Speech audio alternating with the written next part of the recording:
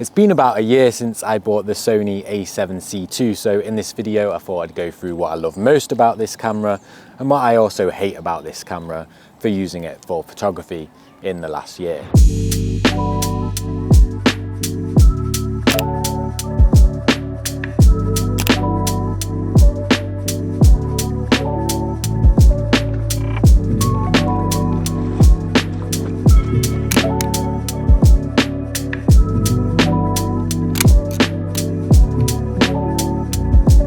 Hey guys, welcome back to the channel. Now I'm not going to get too technical in this video because the spec sheets are out there for everybody to read, but real quick, autofocus, absolute beast. Subject recognition, eye tracking, absolute beast. Battery life, never ran through more than 2 batteries on a full day of doing photography with this camera.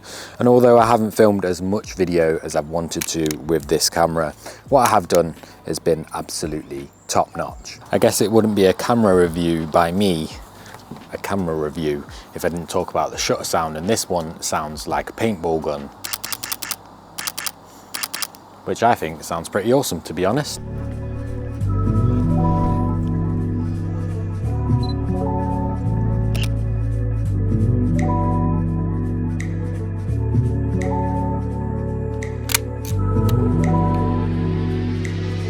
I originally bought this camera to only film video with, but as some of you already know if you watch my videos on a regular basis, I damaged the mic input shortly after owning the camera, my own silly mistake.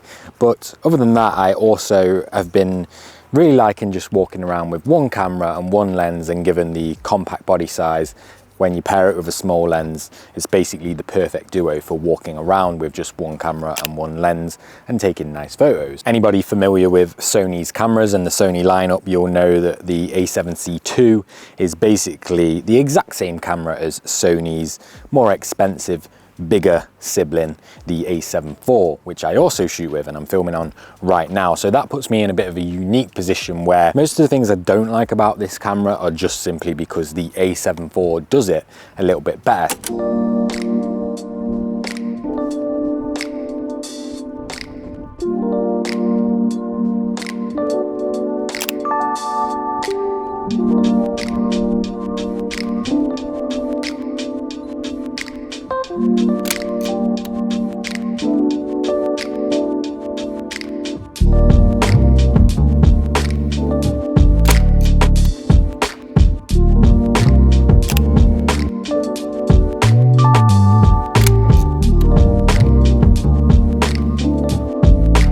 If you're a regular viewer of my channel, you probably will have already heard me hating on the position of the viewfinder. I know that's also another reason why these cameras are able to be so small, but for me, it's just a little bit off. Your eye's not in line with the sensor when you're looking through it, or in line with the lens, and it all just feels a little bit one-sided when you're using the camera.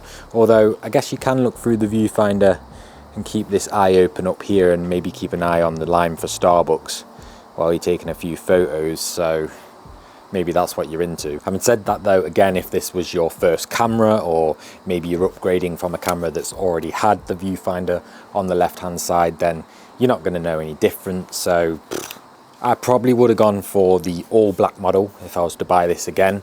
I do think the silver looks awesome, but the black's a little bit more understated.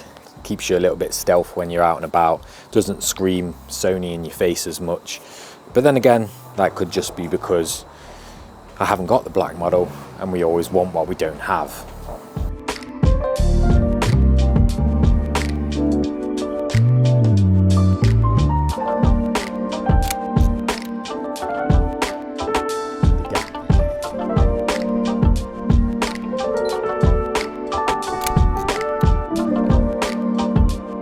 So let's get on to my biggest dislike about the A7C II, and it's the lack of the thumb pad.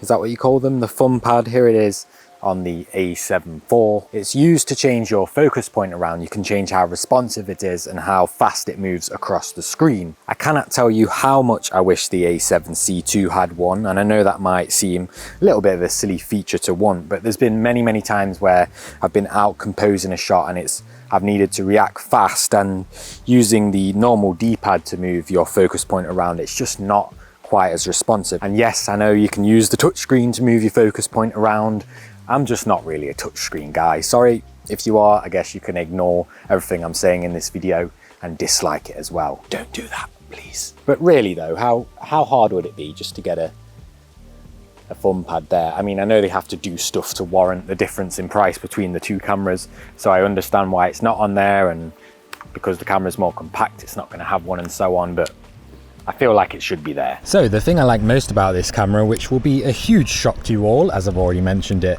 in this video, and it's kind of the point of having one of these cameras anyway, is the size of it. And despite the fact that it is a compact body, it still feels really sturdy in your hand. It can at times, I guess, feel a little bit flimsy in comparison to the A7 IV or any body that's bigger and more robust, but again, you wouldn't really be buying this camera if you wanted a big, huge, robust body. So it's doing what it's supposed to do down to a T basically. Now, why the small size and small weight is a pro for me, it could be a con for some people, as you only get the one memory card slot and you also get less custom buttons. On the A7 IV or any bigger bodies, you obviously get a C2 and a C3 and sometimes a C4, which at first I did really hate about this camera, because those buttons come in really handy for all your different features and functions and stuff that you want to change really quickly. However, if you set the camera up properly and utilize all of these buttons down here that you can program to different functions on the camera anyway, you can get around it. So it's not been too much of a deal breaker. I'd prefer to have the thumb pad over the extra custom buttons and memory card slot, to be honest. Obviously there's much smaller compact cameras out there on the market, but I don't think many of them are going to get you the versatility, the image quality and the lens lineup as the A7C II does. The ability to turn aspect marker displays on while taking photos on this camera is fantastic. To dumb that down a little bit, it basically means there's a bunch of aspect ratios that you can choose between, and when you pick them, the black lines are going to show up on the LCD when you're taking photos, allowing you to frame and compose images for that aspect ratio instead of shooting full aspect ratio and then kind of guessing with the crop and having to crop in post afterwards, which obviously isn't the most technical feature, but it's all just a bit of fun. If you want to shoot big, wide, cinematic photos with the correct ratio, you can do so in camera without having to frame it up randomly and then, like I say, cropping in post. So it's just a nice sort of extra feature, if you will. This is the first Sony camera I've used that's had it built in. I know other brands out there have had it built in on other cameras before, but it's just nice to see it in one of Sony's cameras, so I'm happy about that.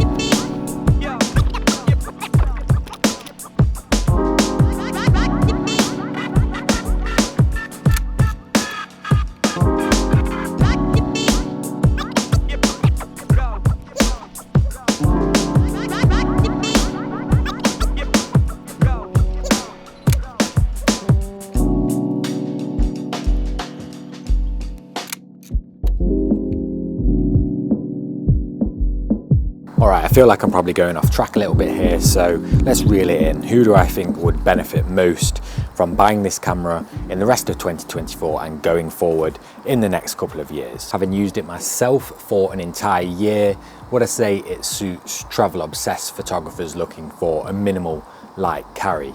Absolutely, yes. Hybrid photo and video shooters that want great stills, great video, all in a small compact package, then absolutely, yes. But most of all, who do I think would benefit most from getting this camera now in 2024 when this video is released and going forward? I would say people upgrading from either DSLRs or very entry-level mirrorless cameras and wanting to push up a little bit higher into the mirrorless camera market. Oh, and people that might be wanting to go from APS-C to full frame as well. I don't say this often about cameras at all, but I actually think it's very correctly priced.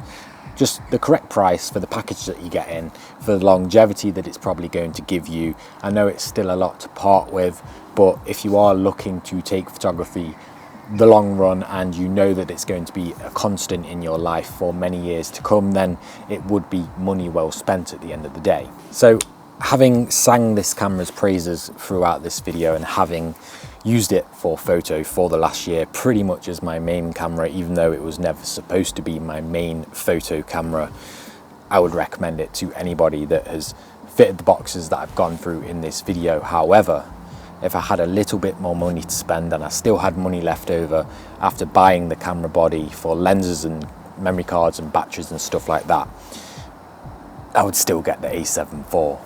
Yeah, but this, solid, beautiful camera. By the way, I don't own a hot tub. This is not my house, just in case anyone was like, he's got a hot tub.